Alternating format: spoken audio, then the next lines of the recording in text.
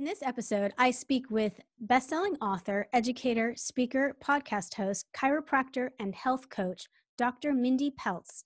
Key points addressed were Dr. Mindy's book titled The Menopause Reset, Get Rid of Your Symptoms and Feel Like Your Younger Self Again, in which she lays out 5 lifestyle changes she believes can produce a symptom-free menopause journey. We also discussed the unique relationship between fasting and hormone regulation, only recently being studied and practiced by the public at large, and her advice to women in regards to diet and fasting in all stages of menopause. Stay tuned for my fascinating talk with Dr. Mindy Pelz.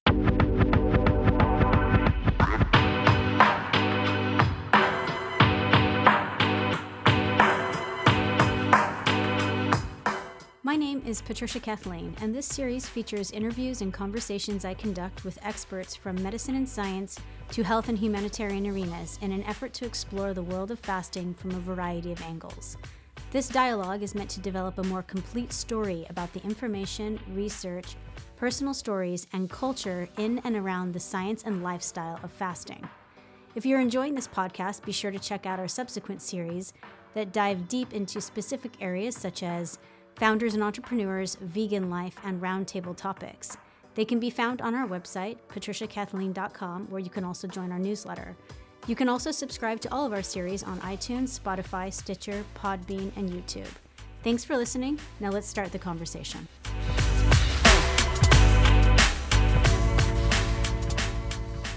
Hi, everyone, and welcome back. I am your host, Patricia, and today I am elated to be sitting down with Dr. Mindy Pelz. Mindy is the best-selling author, educator, speaker, podcast host, chiropractor, and health coach. You can find out about all of her information on her website, www.drmindypelz.com. That's DRMINDYPELZ.com. Welcome, Mindy. Thank you. I'm excited to launch into all my favorite topics. Absolutely. We're talking off the air, and I can't wait either. We've had a lot of people write into the fasting podcast and ask us to talk with somebody who directly speaks to menopause. And I was just elated because you came out this year with your book, The Menopause Reset, Get Rid of Your Symptoms and Feel Like Yourself Again. I think it was in March you finished writing it. Yep. All right. Yeah, it was it came from my community asking, how do women going through menopause do keto and fasting? And it was my own experience. And so after on my YouTube channel, there was so many questions. I finally was I got to put this all in a book for people. Yes. And I'm so glad that you did. There isn't anything written to it that I could find. And I've been involved in fasting and researching it for several years now. And I think it's just some of the most avant-garde and easily to digest things. And so I cannot wait to unpack it with you. And I want everyone to jump on. Right now, it's available on Audible. I know a print version is coming out later this year. Or not Audible, rather Amazon online books. So jump, grab it. For everyone listening, I will give you a quick bio on Dr. Mindy before we start kind of peppering her with questions. Before I do that, let me give you a quick roadmap of today's podcast in the line of which our inquiry will follow. I'm first going to do what I always do on this series, which is ask Dr. Mindy Pelz to define her terms of fasting. This is really important. We all think we understand the same definitions of key concepts, and sometimes they vary.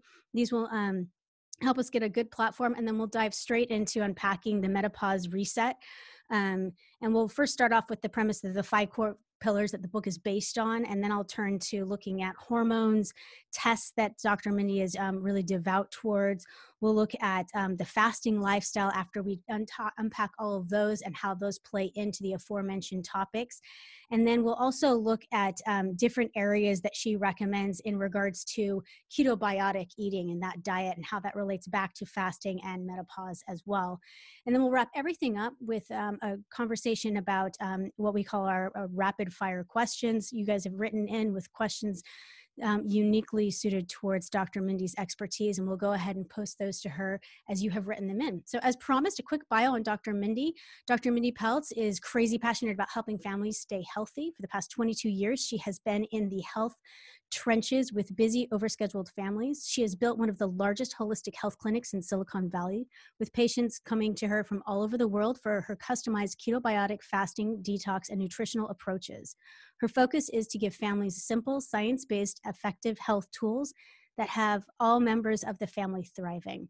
Her best-selling book, The Reset Factor, was released in 2015, giving people all over the world access to a clear step-by-step path to creating a healthy, vibrant, energy-filled life free from disease and suffering.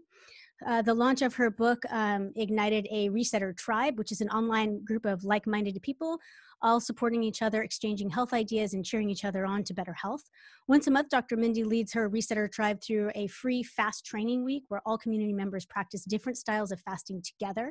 We will also unpack some of those aspects in our talk today. Currently, Dr. Mindy's passion is educating women on how to do keto, fasting, and diet variation to impact their hormonal health. You can find much of her information laid out in a very simple, easy to approach, motivating manner on her YouTube channel, which has an incredible following. Just by searching Dr. Mindy Pelz on YouTube, you can find that. I'm an avid follower of her releases and find her videos wildly helpful. I've been watching them for a couple of years now. And as I said earlier, she has just recently published the Menopause Reset, Get Rid of Your Symptoms and Feel Like Your Younger Self Again, which we will unpack today. So, Mindy, with all of that being said, I'm hoping that we can just kind of launch straight into having you define some terms. Your book does this as well as the Reset Factor, but I'd like for you to give our audience an overview. And so if you can just go through your definition of the term fasting, autophagy, and OMAD, and then we'll go on to the next set of three. Awesome. Yeah, it's funny, when we first got into the fasting world, we had people from all these different communities come together, and they started throwing out like, I still get it, like ADF and OMAD and like all these terms. And I even in the beginning was like, I don't know, I'm just fasting. Like where all these fancy terms come from? So I think this is amazing that you're starting this way. I think it's super smart. So to me, fasting is the time period that it starts when you put the last thing in your mouth. So fasting is when you eat and now your insulin and glucose are starting to come down. And to me, you are in a fasted state from that moment until you eat again. So to me, fasting is going without food, but I think the most common thing is that people are like, well, when does it start? And it starts in my book when you put that last thing in your mouth. And that also includes, like, if you have dinner and then you have a glass of wine, it's the last thing that would have spiked your blood sugar. So the wine's going to spike your blood sugar too. So now the fasting benefits don't kick in till about 13 hours after that moment in which you eat, but you're in a fasted, you're heading into a fasted state. So that's my term for fasting. Autophagy. I used to say that autophagy was self-detox, and then I realized that the world got a little confused on that statement. So I want to change a little bit of how I phrase that. Autophagy is when you have fasted long enough, the blood sugar is coming down, that you create a signal inside your cells that turns on the intelligence inside the cell and forces that cell to start to repair itself.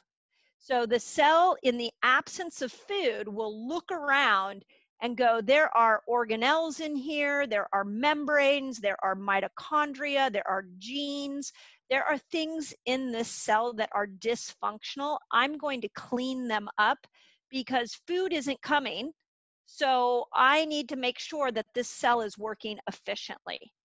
So a lot of people look at it as self-detox, but in all the research that I've done, it's only detoxing like if there's a pathogen inside the cell, or if there is a part of the cell that needs to be repaired. And so maybe free radicals have to be kicked out of the cell. It is cellular repair is the way I look at that.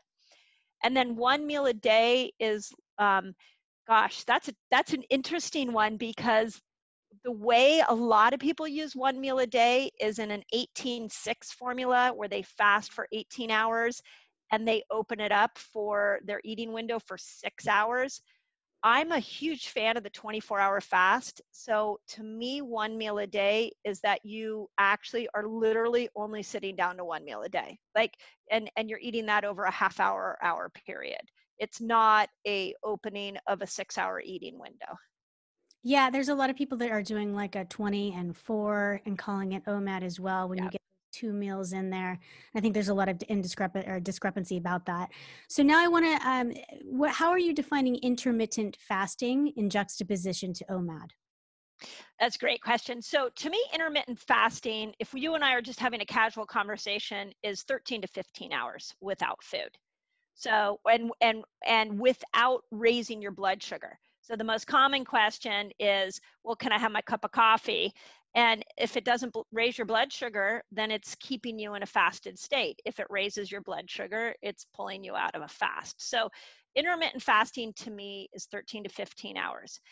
Now, when I go through the research, intermittent fasting, what you have to be careful on also means you eat whatever you want one day, you fast the next, eat whatever you want one day.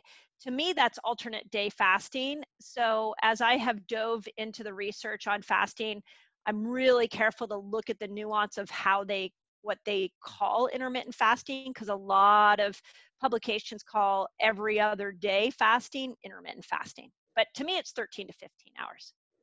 Yeah, absolutely. Yeah, and that it's interesting. And then there was another question. Would you ask me after that? The second. No, the extended fast. So I want to know what your terminology is for. Is it anything over 24? And does it go above 5? 5 days. Yeah. Yeah. Oh, these are great questions. I love it. So an extended fast to me is definitely something over a day, 24 hours. So there's a 36-hour fast that I really encourage people to do if they're trying to lose weight.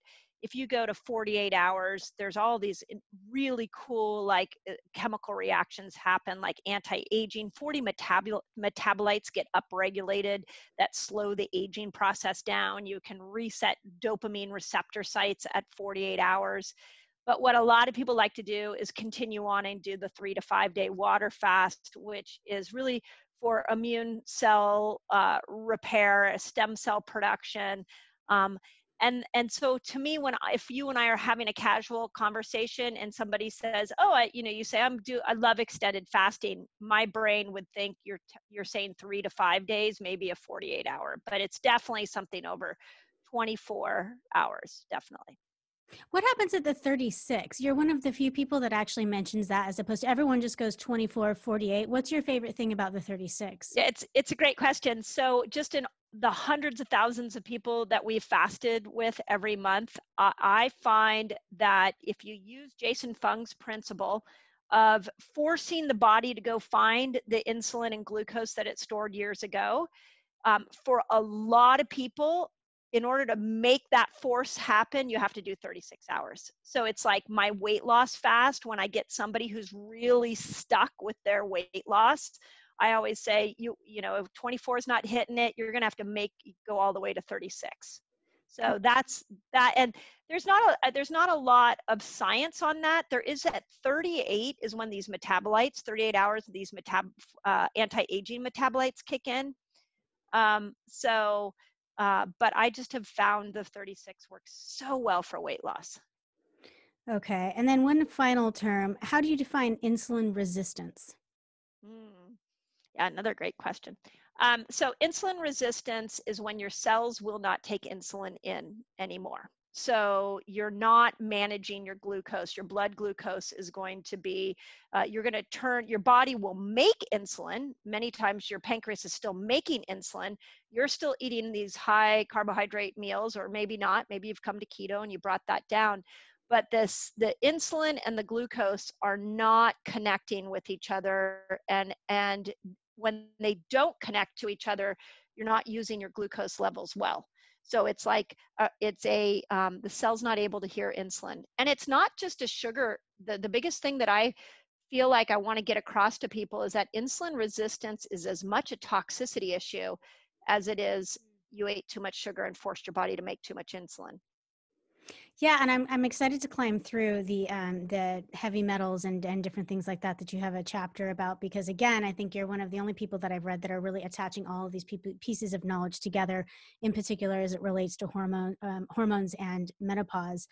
I want to get into the five core pillars of the book and your impetus for writing it. What I loved about it is that you used a myriad of case studies to point out each kind of difficult scientific approach, or these grand ideas that people have to grasp.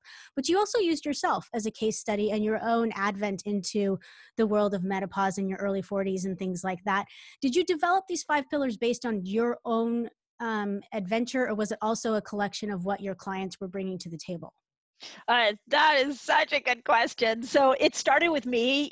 There's this term that's been going around the health influencer world lately, which is N of one. I don't know if you hear people talking about that. Like, I'm my own research study, and this is what we tell our resetters all the time: is be your own.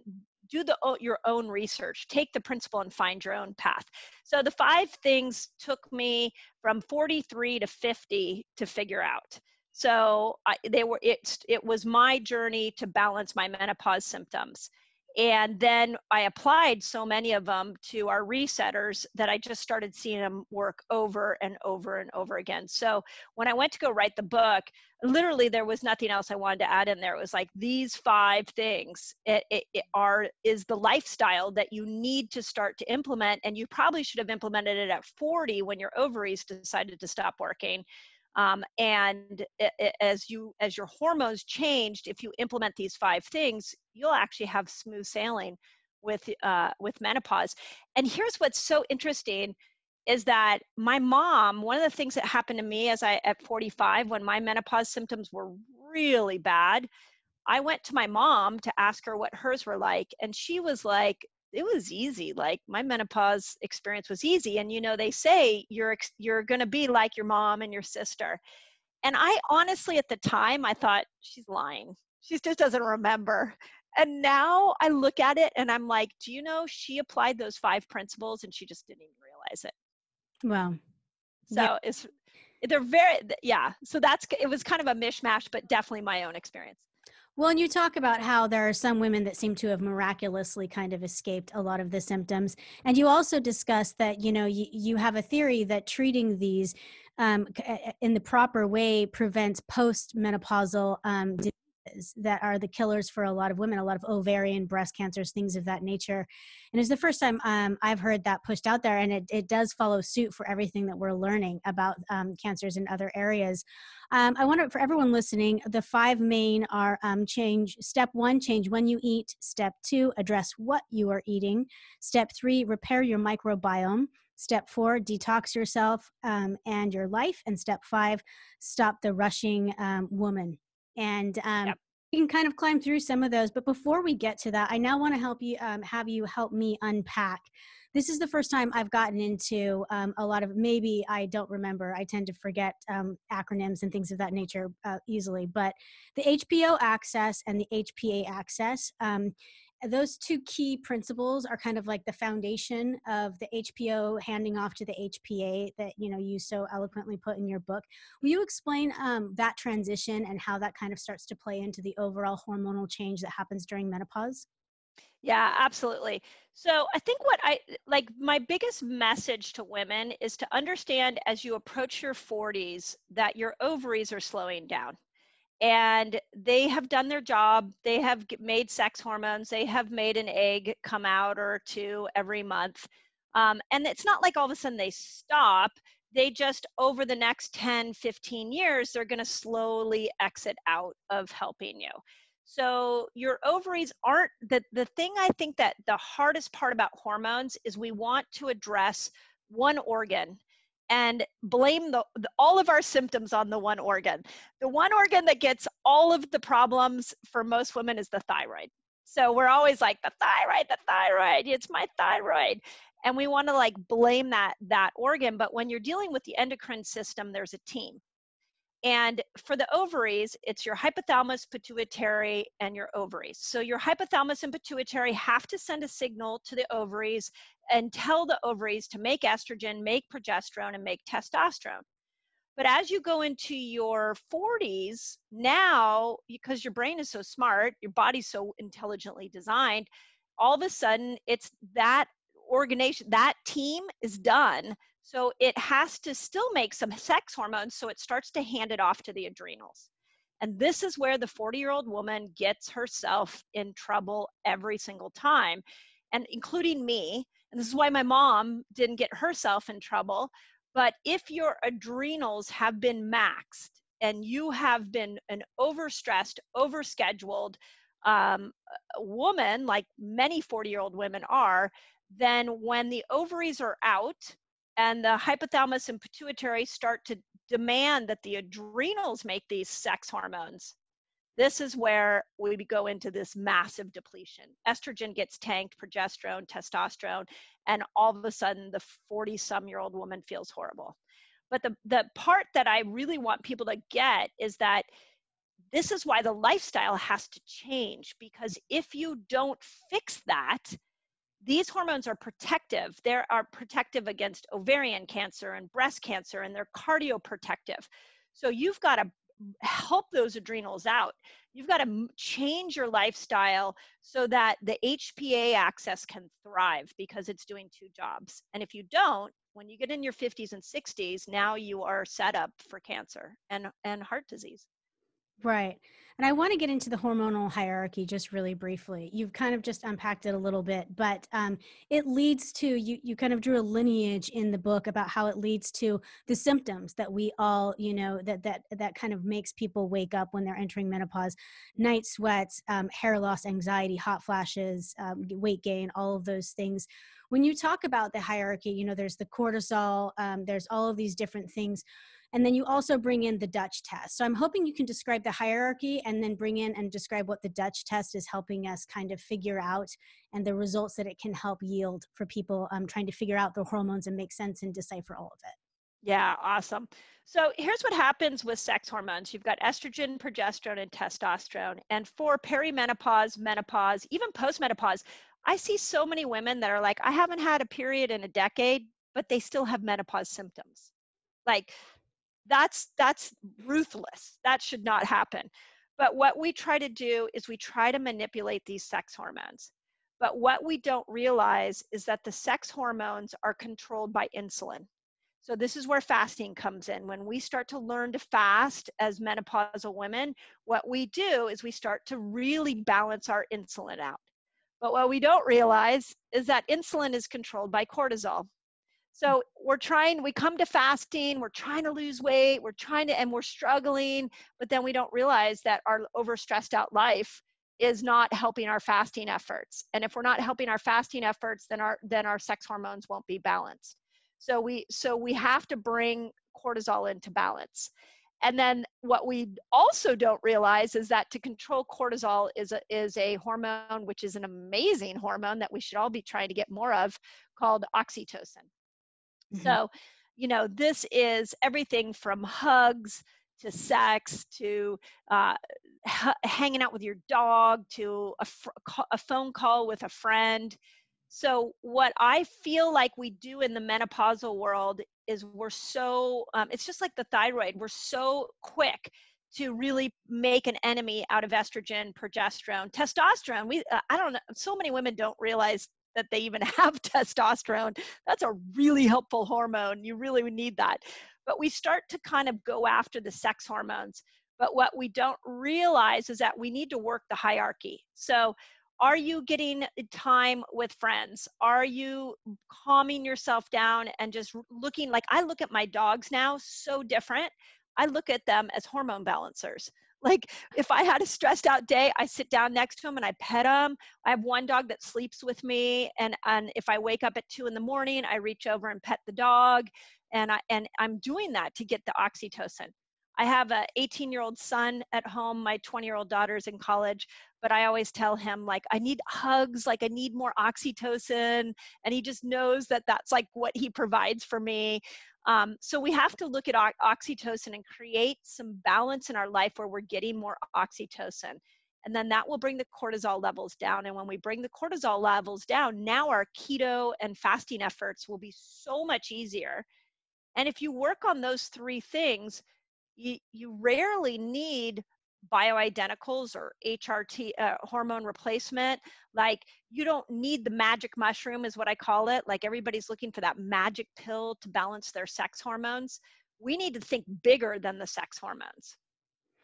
Yeah, I like what you said also about you had just a brief blurb about antidepressants and how, that's kind of the first thing that a lot of people can look towards in the first signs of menopause with anxiety and, maybe a lack of the happiness feeling and things of that nature. But there's a big buy-in there. Weaning yourself off of, antidepressants is no small feat, and no one should Yep. go thinking that they should. Hopefully everyone knows that by now. But Yep.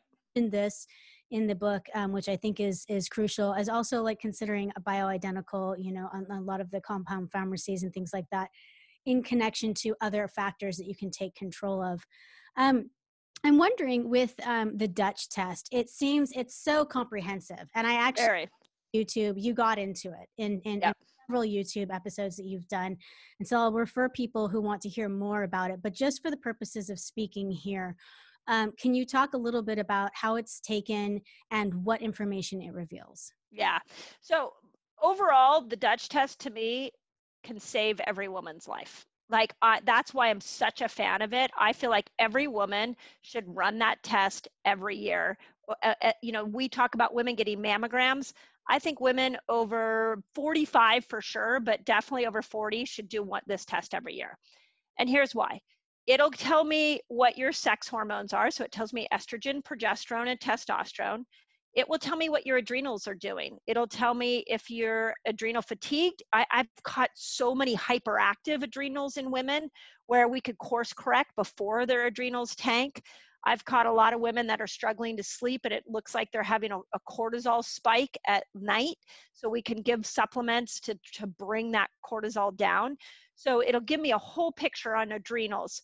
It also tells me DHEA. And DHEA is a really interesting component of the hormone cycle because DHEA makes cortisol, it makes progesterone, it makes testosterone. And if you've been stressing out a good part of your life, you have been using that DHEA just to make cortisol, and you're now tanking your progesterone and your testosterone. And so sometimes it's as simple on that Dutch test as like giving someone a DHEA supplement and all of a sudden their libido comes back or their anxiety goes away because we can bring those other hormones up. And then it goes on, like it tells me melatonin. So like if you're not low in melatonin, don't use a melatonin supplement because it'll make you low in it over time. So find out if you're low in melatonin. The life-saving part of it, and the part that I just wish every woman would do, is it will show me how estrogen breaks down. And there are 3 estrogen types. 2 are harmful and 1 is helpful. So again, we read these tests all week long, and I can't tell you the number of women that have had not enough helpful ones and they have too much of the harmful ones. And we have to have a really serious talk about like, okay, we need to look at your beauty products. I had one woman who ate out all the time. And I said, we need to get you eating at home. And she said, well, it'll ruin my marriage because my husband and I eat out all the time. We're very social. This is part of our connection. And I just looked at her estrogen metabolites and said, if you don't stop eating out and getting this under control, he's not going to have a wife to go out and have dinner with. That's how powerful those are. And then it'll tell me methylation, which is, a lot of people walk around with the MTHFR gene thinking that it's like this thing that's destroying them. And there's a way to overcome that. So it'll tell us if you're methylating or not. I mean, it's so extensive. Like you said, it's so extensive and incredibly helpful. Where can you get it? Well, the way I know to get it, you can go to our website and order it there. And then you'll get a printout, a reading of everything that's on there. Our reading. You also get the Dutch reading, but we put our reading on. But that's the best place or the place that I know to go get it. Some people, one of my favorite things is people will get the Dutch, they'll get a heavy metal test, they'll do their stool test, figure out their microbiome, and then they sit down with me and we do a deep dive.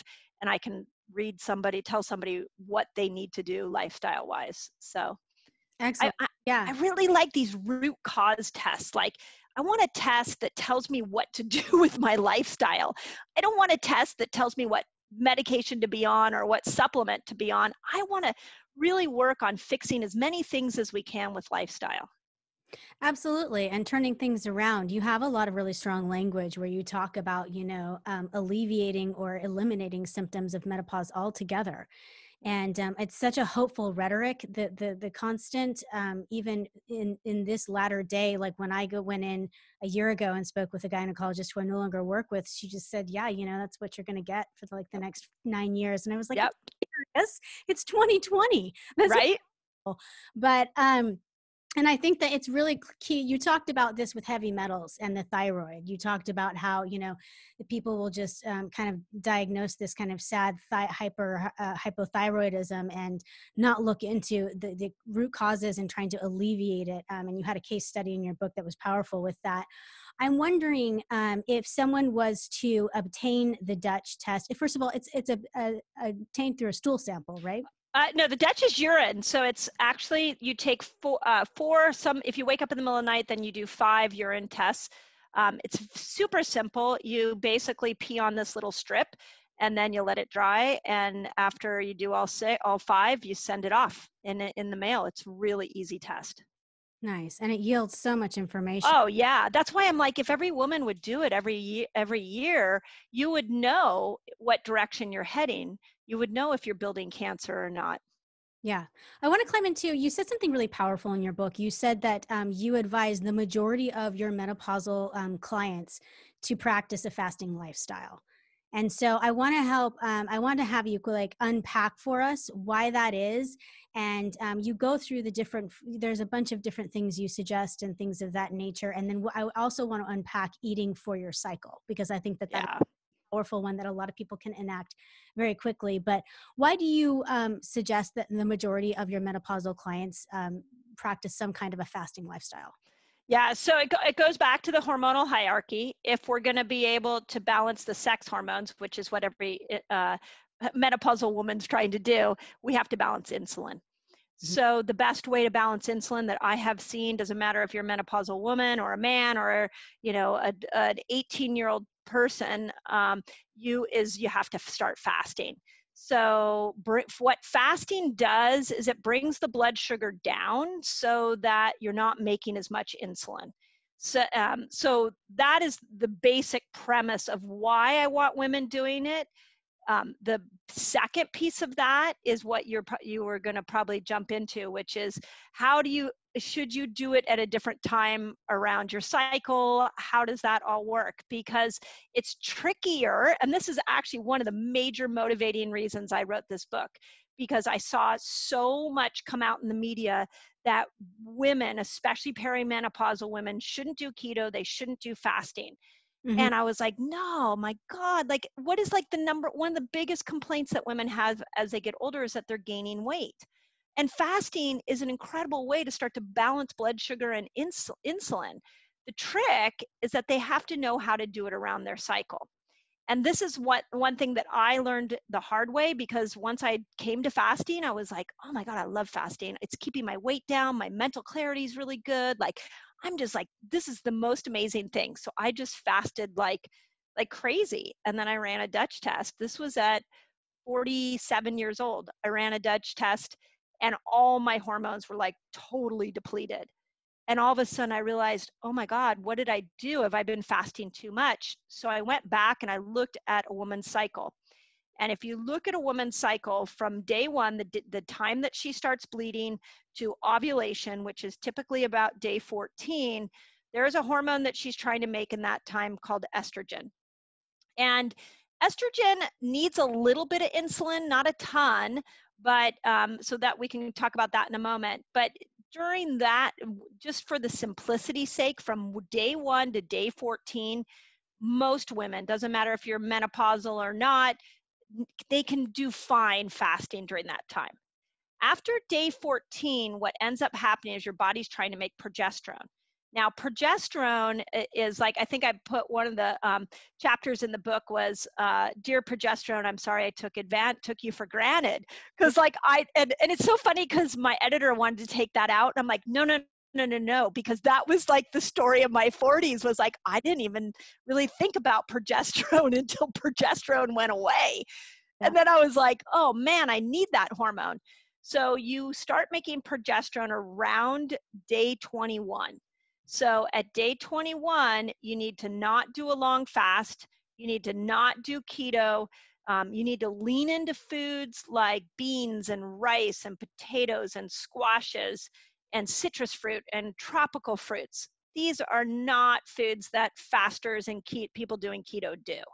So I have women step out for a week, the week before their cycle, so that they can build progesterone. And that works for everybody. But the problem with the menopause woman is she's already losing progesterone. She has no room for air here. She has no wiggle room. Whereas the 30-year-old may have a little wiggle room and not notice it as much. But the 45-year-old woman doesn't have that wiggle room.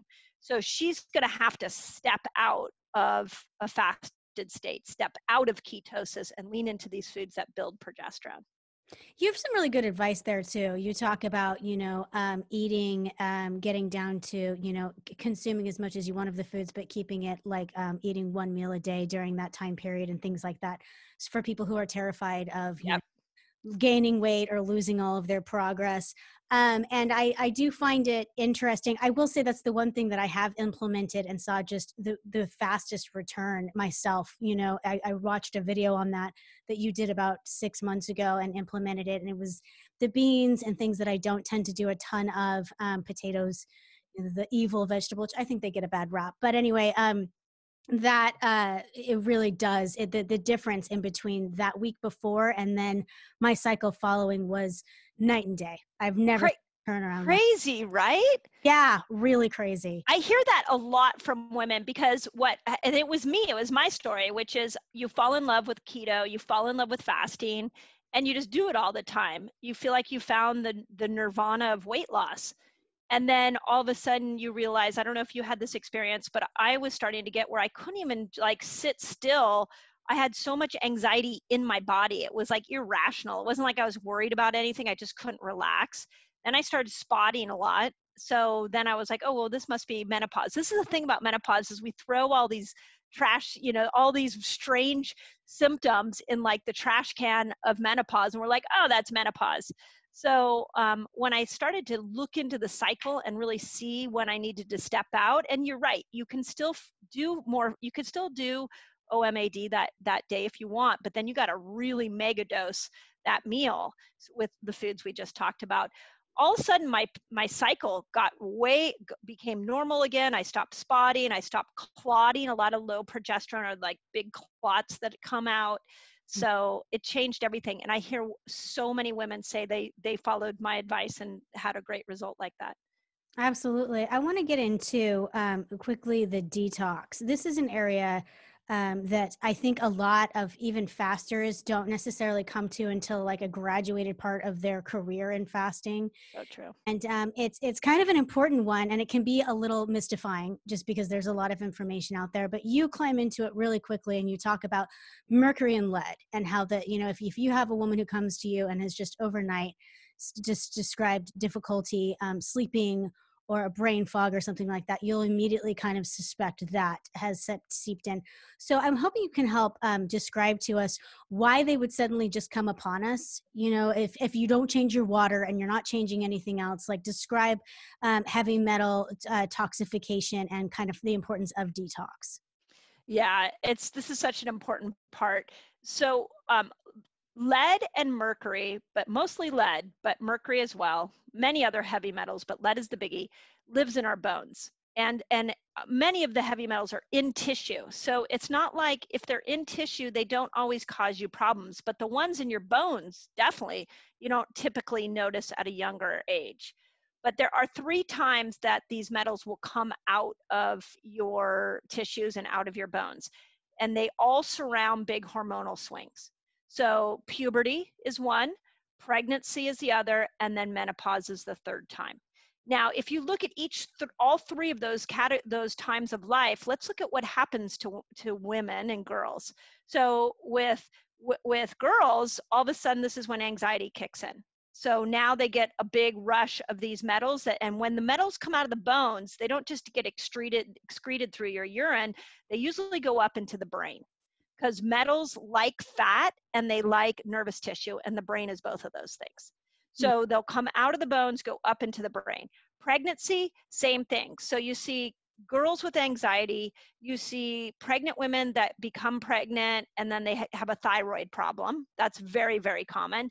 And then the menopausal woman starts to get all the symptoms that she has with the hot flashes and the not sleeping and the anxiety and depression and all those symptoms. And what we are not talking about enough is that these hormonal swings are forcing these chemicals out of our bodies, and then they're getting redistributed, and now they're wreaking havoc on our hormones. And it's hard. I believe that you can solve a lot of your hormonal issues with fasting, definitely with diet. And I feel like for a lot of women, like 50% of women, they're going to have to go into a heavy metal detox. We see it over and over again where they've tried everything.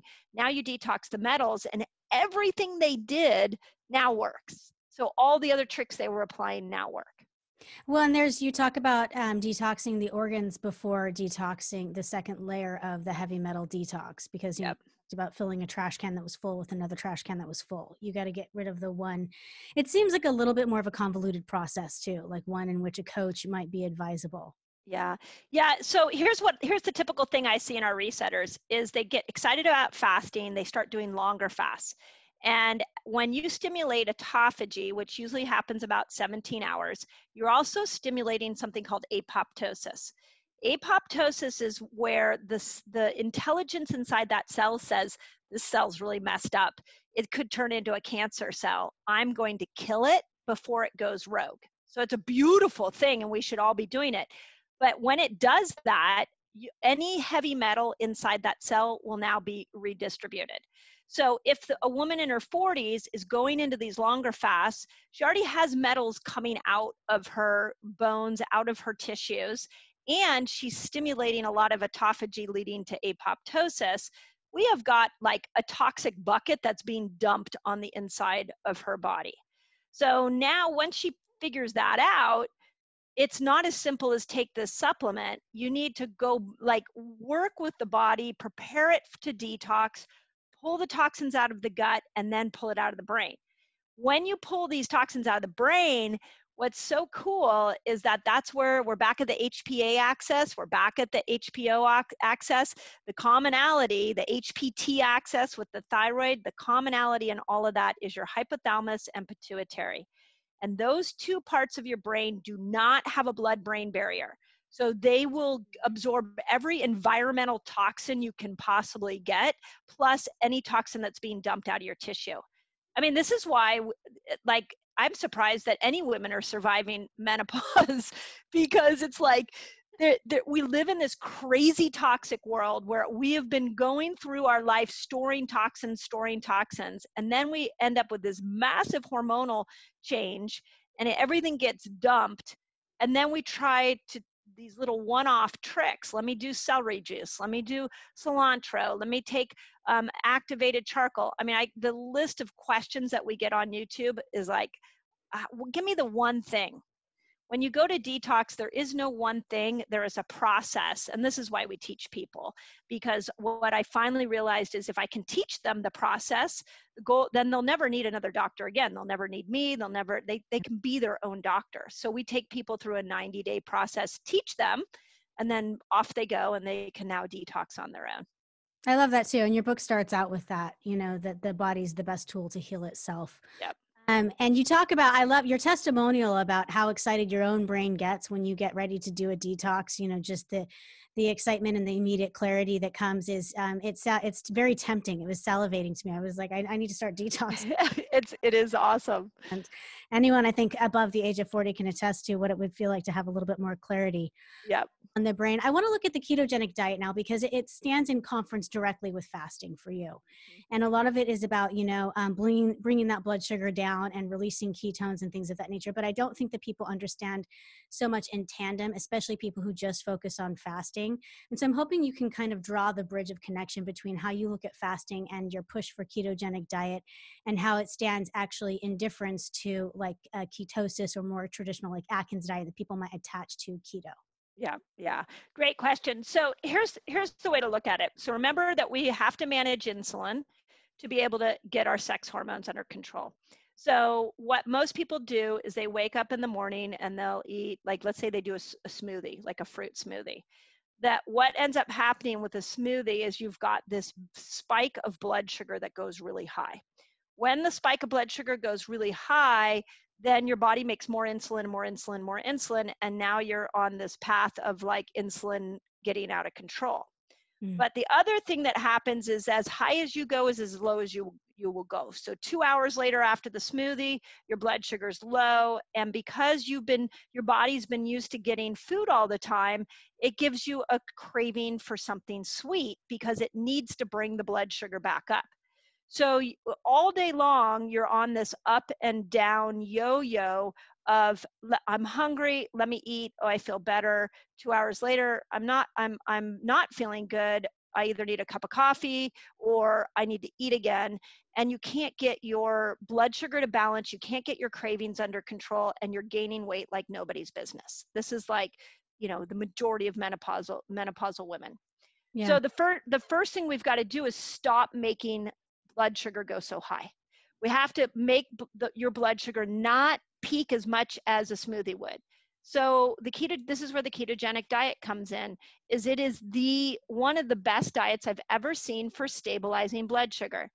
And what it will do is when you take carbohydrates out of the picture, when you limit fruit, and now you're just eating vegetables and protein and fat, your blood sugar is staying very stable all day long.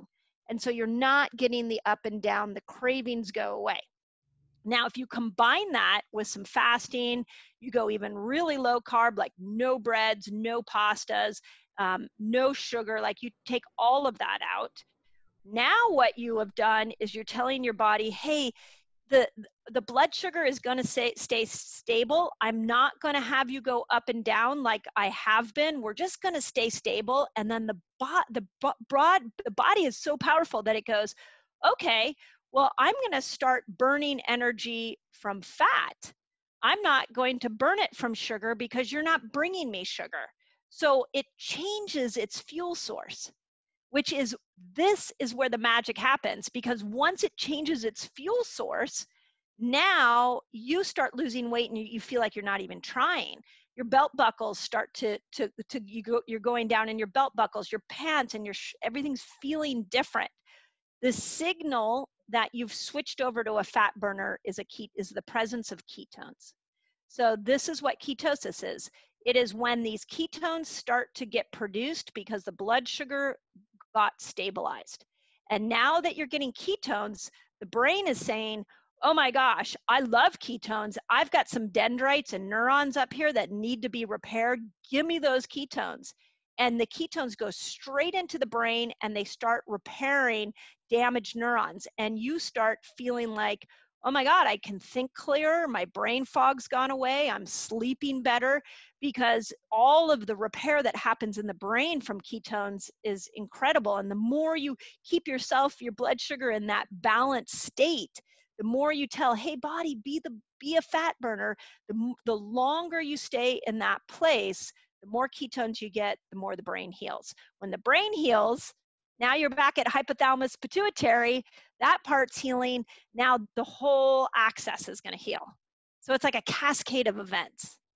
And fasting is like a straight shoot to ketosis, right? And that's why fasting kind of come across that term. Yeah, people in the ketogenic world, sometimes they don't fast, which is so funny. Like they just bring their carbs down. I like the quickest way there, and that's through fasting, right? So if we do more fasting and we don't eat high carb meal, we're going to keep our blood sugar really low, and we're going to keep getting ketones all day long. There's a lot of people that talk about familiarity with ketosis. Do you find that to be true within clients that you have? Like they'll talk about they can slip more quickly into ketosis after having lived there for a long time. And what medical backing to that? Yeah, so it's called metabolic flexibility. And I think you got to go back and look at how we were designed back in the caveman days or the cavewoman days. We weren't designed to eat all day long. So we were meant to go into these feast famine cycling where we would we'd get a big kill. The whole community would be eating back in the cave person day. And so our body likes to have a feast, but then it also knows how to go into a fasted state. So the idea isn't to be in ketosis all the time. The idea isn't to never have a bagel again. Like, that is not the idea. The idea is, can you get into ketosis quickly? And then if you're on vacation, or like in our household, Sunday night is a big family night dinner. We do a big, lots. I actually spend Sunday afternoon baking. So we do a lot of desserts and a lot of celebratory meals, which are definitely not ketogenic. But then the next day is my 24-hour fast day, and I just pop in and fast all day. And so it's the in and out and the flexibility that is the most important. We have become zealots for one way of eating, and this is like the biggest myth that needs to change. We need to go in and out of these states. So, and that's where the mitochondria will heal. So when you ask about the medical backing, it's like the mitochondria, they used to think that disease formed in the nucleus of the cell because that's where the genes were. Well, with cancer, what they realized, and I don't know if you know Dr. Nasha Winters, or Dr. Thomas Seyfried, Otto Warburg, these are people that said, hey, it's not the genetic issue of cancer, it's a mitochondrial issue. Mm-hmm. And you heal the mitochondria by becoming metabolically flexible. So when we have people say, well, I can go on vacation and I can come back and I can go right back into ketosis, that's a healthy person. Yeah, absolutely. And it's the goal for me now. Metabolic Yeah, flexible. That's the new tagline I'm going to use. it's Hard. it's amazing because, like, I can't tell, I love watching all my resetters, because usually in December they'll go on a trip, and then January they'll come back and they'll be like, oh my God, I ate this, and this. I didn't gain a pound. Okay, well, that's because you did all the prep work going up to that. Yeah. And I think this is the big misnomer, is like, people go, well, I couldn't fast, or I couldn't do the ketogenic diet forever. The big diet right now that everybody's really into in our community is carnivore fasting. So Mm-hmm. they're testing out the carnivore diet, and all of them have validity and they're wonderful. But we are, in my opinion, one of the greatest things about life is experiencing sitting around a table with your loved ones, having an amazing meal, having wine, and just enjoying company. It's not to be like, I can't come over because I'm fasting, or I don't eat bread ever again. Like, that is not the goal of our species. The goal is to be able to click in and out of these flexible states. And then in the presence of that, you can really, truly enjoy life.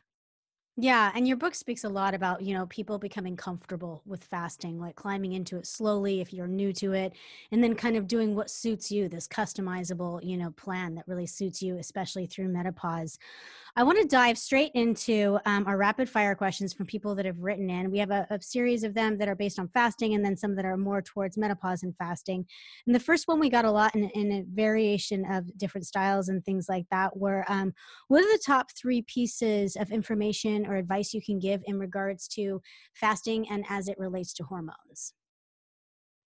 Well, so the first thing was chart your cycle. So I use the Clue app, chart your cycle, and know when you should go into ketosis and when you shouldn't. So in the book, I have a 28-day hormone program that you can follow that I think is pretty easy, laid out pretty simply.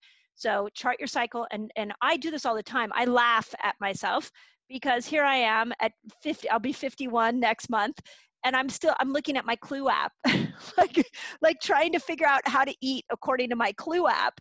I'm not trying to chart my fertility. I'm not a newbie to my cycle, but I use my Clue app to tell me when to eat. So, and what to eat and when to fast. So the first thing would be learn how to eat around your cycle. The second thing would be, I think what a lot of women don't realize, especially type A, high achieving women, is that they go into this mentality that if a little bit of fasting is good, more is better. Mhm. So you've got to learn, especially when it comes to hormones, moderation. You've got to learn when to fast, when to do keto, when not to, not only from your cycle perspective, but if your kid is going off to college and you are so stressed out, and that is not the week to go on a 3-day water fast. You got to really learn how to nurture yourself with fasting and not lean into fasting when you're like mad at yourself or you're like, I got to lose weight, or, you got to learn how to find that natural rhythm.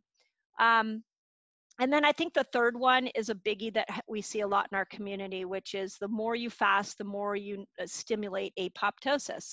So be aware of symptoms like hot flashes and hair loss and insomnia. If you start to fast and you get these symptoms, there's a good chance that you're getting heavy metals and toxins that are being excreted from your tissues. That drops us right into the next most asked question, which is what are the top tests that you would recommend for women who are looking to kind of gauge where they're at in menopause at any pace or any stage? We've talked about the Dutch test. What are the other ones you would recommend? Yeah, my 3 gold standard tests are the Dutch test, a gut zoomer. So the interesting thing about the gut zoomer, it's a stool test, and it'll tell you if you even have the right bacteria in your gut to break down estrogen. So what most women don't realize is that we actually have a whole microbiome. It's called the estrobolome, and it's made to break down estrogen.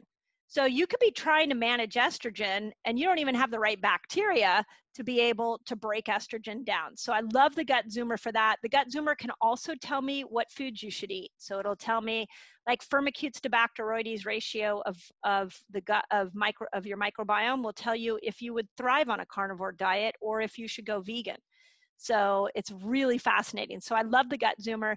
And then the heavy metal test is my gold standard. I always tell people, if you clear heavy metals out of your body, you will never have another hormonal problem again. And all of your fasting, all of your keto efforts will be so simple and easy.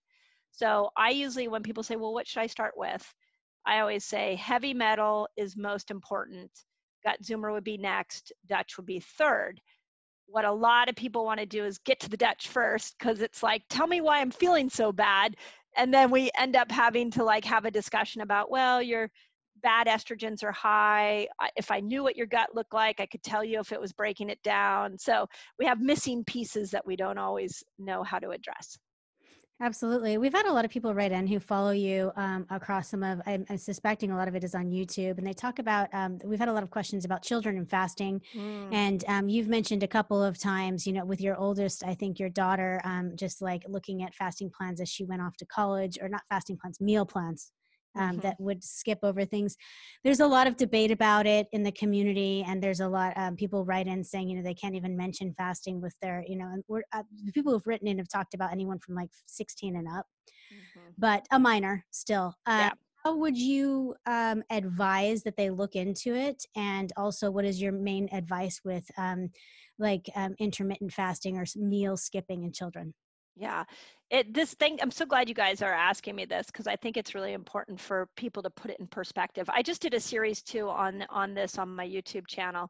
Here's what I say: over 16, physiologically, they can fast and there's no problem. I've seen 14-year-olds go into 5-day water fasts and do fine, but they had the support of parents that knew what they were doing. So physiologically, you'll be okay. Here's what you've got to look out for is the mental piece, especially if you're dealing with a teenager that already has some body issues. So I always say, if they're above 16 and they are curious about fasting, they've come to you and they've asked you, and you've been modeling it, like you've been fasting, then intermittent fasting, easy peasy, you could do with a 16 and above, even up to a 24-hour fast. Longer than that, I wouldn't do it longer than that unless you had like a coach or a doctor walking you through the process. But it needs to be their idea. It cannot be your idea. You can't, this is not the time to take a 16-year-old who's overweight and say, let's try fasting. Like, Right. This is not, please don't do that. Please don't do that. So with my daughter, I had been wanting her to intermittent fast for a long time. And but I've been waiting. I was waiting and waiting for her to come to me. And the summer before she went off to college, we were picking out meal plans. And it was like you could get 1 meal a day at the dorm, or 3 meals, 2 or 3. And so we were looking at that, and she looked at me and she goes, I'm thinking that the dorm food isn't going to be as good as what I got here at home. And Mm-hmm. I'm laughing. I'm like, yeah, you're right. And then she said, so maybe now would be the time for me to learn how to intermittent fast. And then I would just get 2 meals a day. And so the minute she said that, I was like, yep, let's do it. Are you ready? And she's like, yep. So then you sort of teach them how to stabilize their blood sugar with fat. You can teach them how to, I just had a conversation with her the other day about this. She has to get up at 6 a.m. for a job, and she's finding that she's really tired and she's getting almost like hypoglycemic during her shift. Mm. And I said, okay, night before you need to eat more protein and you need to eat more fat. And she goes, oh, I didn't think about that. And the morning she felt horrible. She had gnocchi that night, like those little potato dumplings. That's all she had. And she felt horrible the next morning. So there's lessons they should have along the way as they're fasting. But please make it their idea. You can do it over 16, but it needs to be their idea. Yeah, I mean, I come from people who have listened to me talk about the podcast as well. I come from a family of 6 children, and my parents were, poets and scholars and bohemians, and they were like, eat when you're hungry. So yes, idea of multiple, like more than 2 meals a day, that did not happen. And I was making 90% of my meals by the time I was 10. yeah. So the motivation it requires for a 10-year-old to up and even pour a bowl of cereal is extreme. And so the concept, children skipping meals never seemed horrible to me until like fasting became a thing. And then everyone deciding it was horrible. So funny. Yeah. And to that point, my 18-year-old son, my husband used to get so mad. This is before we all started fasting so much. And he was like, he's not eating breakfast, and he's just going out the door without breakfast. This is his freshman year in high school. He's a senior now. And so finally I sat him down and I'm like, okay, so I assume if you're going out the door that you're not hungry, like you don't need breakfast. And he goes, no, I'm not. And I said, well, when do you think you get hungry? And he's like, I'm usually hungry about 10 or 11. I'm like, great. How about we get you a snack? So when you are hungry, you have something. And it took all the fights away. It just made our morning so much smoother. So parents, please, if you have a teenager that doesn't like breakfast, ask them when they do like to eat and feed them then. Yeah, and the fights as well as the guilt, like everything can calm your cortisol level. Right? Yes, and then if you're a menopausal woman, your cortisol comes down, and now you balance your sex hormones because you're not fighting about breakfast with your teenage child. There you go. We've just given it back to the dog. Your dog. I got it. I'm wondering, we had a lot of people write in about vegans. The carnivore diet has been described a lot, but I have another podcast that analyzes vegan life. Right. A lot of those audience members come over have started listening to this fasting one. And a lot of people want to know if you think that you can practice successful ketogenic diet being a vegan. Yeah, here's what I would say. If you're a vegan and you're stabilizing your blood sugar and you're getting into ketosis pretty quickly and easily, no problem. I have no problem with that. Where I have a problem with veganism is when people are there because of principal value. And I want to say I totally understand that. I was a vegan for 10 years. And so I get the desire to not eat meat. But if you're not eating meat and your hormones are a wreck, and you're not losing weight, and you can't get into ketosis, and you can't stabilize your blood sugar, then I would encourage you to think about adding some meat in. So it really is a matter of if it's working for you. So if it's working for you, absolutely. I've seen a lot of vegans get into ketosis. I've seen a lot of vegans thrive with fasting and the keto vegetarian lifestyle. Great.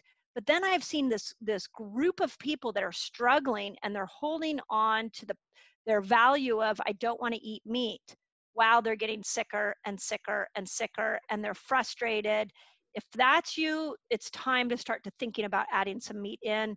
What we have done and has worked really well in our community is I'll ask them to add it in just a few days a week. Just do a few days, and so that you don't have to completely switch over to meat. Or I've had parents that get really nervous because all of a sudden their teenager decides they want to be a vegetarian. And my feeling is like, how, that's awesome. They chose a camp. Like they want to do something positive for their health, like Game Changer. That documentary caused so many people to want to go. I'm like, okay, at least people are doing something other than the standard American diet. So that's fabulous. But the time to check it out and really analyze it is if you're not losing weight, your hormones are a wreck, and you're not getting the result you want with your vegan diet. Okay.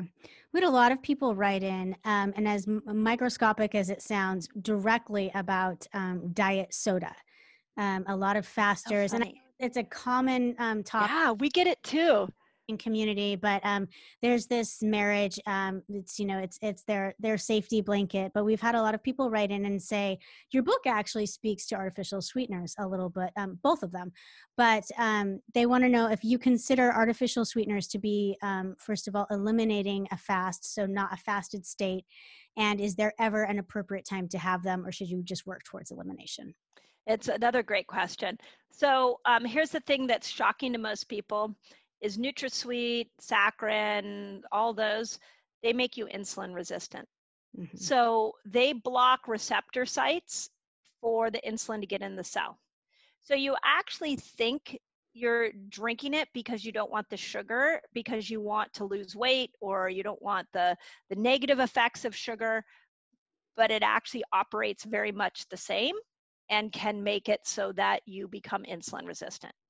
Now, where I see this really trip people up is, again, they come to keto, they come to fasting, and in their fasted state, they're drinking diet drinks. And they're not getting the result that they've heard keto and fasting can get. And then they're upset. And then they throw keto and fasting out the window and they go, that didn't work for me. And they didn't realize that they were insulin resistant going into the process, and they kept themselves insulin resistant by drinking the diet drinks. Now, if you are fasting and doing keto and you're feeling great, you're getting all the results you want, it's like the vegan thing, and you still drink Diet Coke, then then it's not going to harm your efforts of weight loss. It is still a toxin. Diet drinks, still NutraSweet, still a toxin. NutraSweet has also been found to increase hunger. So you just, I was a big diet drink fan in my 20s. I used to, oh my gosh, I drank so much diet drink. It's probably still swimming around inside of me. And I found switching over to mineral water, like LaCroix waters and bubbly water, that was, over time, became an easier switch. Yeah, the water fountains, there are water fountains in France that have carbonated water. You got to. I've seen that. We've actually, so we have this thing in my family where we will go get a bunch of different mineral waters, and I'll do taste tests. I'll go, hey, which one do you guys like? And we've decided the bubble size matters. Gerolsteiner is one, has a little more minerals in it, has more potassium. So for fasters, I really recommend that because minerals can become an issue, that they do Gerolsteiner. So if you're drinking those diet drinks, and you can move, even if you did 2 a day and you cut it in half and you leaned into mineral water, over time you would be a healthier individual by switching over. Cool. Our final question that we got a lot of, and this kind of speaks, and I'm for everyone listening, I'm doing my very best to capture all of you wrote into with like this massive question that I'm going to like boil down. But people, particularly women who are fasting and menopausal or looking at one of those or both of those areas together, have a great deal of anxiety about approaching their MDs, their Western practitioners, the gynecologists, all of those people, and actually conveying that they want to or are currently employing methods of fasting because of ridicule and things of that nature. They've already received it. We've got a lot of people that said they received it.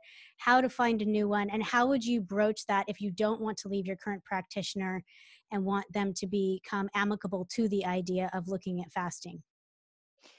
You just gave me a great idea for a video. So I did a video. I was like, it's because the study came out in December 2019.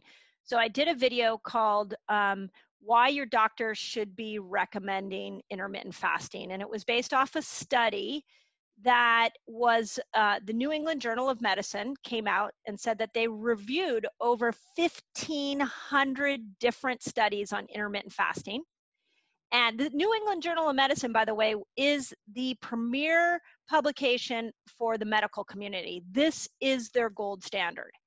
And they said they reviewed all of the work on intermittent fasting, and they have now declared, this literally was in the article, that fasting should be the first line of treatment for metabolic syndrome, for heart disease, for cognitive problems. Like and in there it lists all of the different conditions that they found intermittent fasting to be helpful for.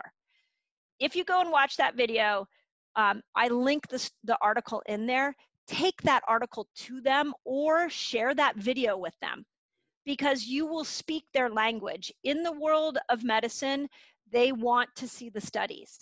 That is where it is at. So show them the studies. And if you dive into some of the other things, other videos I do on YouTube, I'm very clear when I'm quoting a study, I will put the link in the study so that you can have it. But you can speak to them in studies, and this one was pivotal. So the idea you just gave me is I will do a video in the next couple of weeks on how do you talk to your doctor about fasting, because if your doctor will not respect that you came with science and you said, hey, I want to intermittent fast, this is what can you read the study and tell me? If they discredit you, you need to find a new doctor. Yeah. And to that end, we need, search engines and websites for doctors that are open, Yep. to fasting, the same way Yeah. we are finding like gendered doctors and things of that nature to Yep. our specifications. That is awesome. Thank you so much, Dr. Mindy. I know we went over, but I can't No, stop I love this. time. I could just go on forever. I really do appreciate you taking the time to speak with me today. It was awesome. And your information is paramount. I love all of it. And Thank you. coming on. Yeah, thank you. Thank you for having me. And if to your community, I love the questions you guys asked. When I decided to come out with all this information and get it out into the world, I decided really clearly that I wanted people to think for themselves. And this is why bringing the studies, breaking it down into steps is so important. So just keep asking why, keep asking the questions, and know that you are your best own doctor. That once you empower yourself, you don't need to be at the mercy of a virus. You don't have to be at the mercy of a doctor. You don't have to be at the mercy of a medication. Like, you will feel more empowered than ever before. So I appreciate the opportunity. Absolutely. We appreciate you. For everyone listening, again, we've been speaking with Dr. Mindy Pelz. She's a best-selling author, educator, speaker, podcast host, chiropractor, and health coach. You can find out more on her YouTube by searching Mindy Pelz, as well, Dr. Mindy Pelz, as well as on her website, www.drmindypelz.com. Thank you for giving us